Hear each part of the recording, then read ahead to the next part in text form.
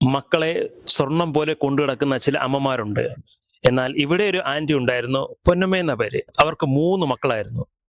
മുറ്റടി മുതൽ ആ വീട്ടിലെ എല്ലാ കാര്യങ്ങളും ചെറുതിലേ ചെയ്യിപ്പിക്കുമായിരുന്നു. ഇന്നെന്താ, അവര് എവിടെ പോയാലും രക്ഷപ്പെടും എന്നൊരു കണ്ടീഷനാണ്.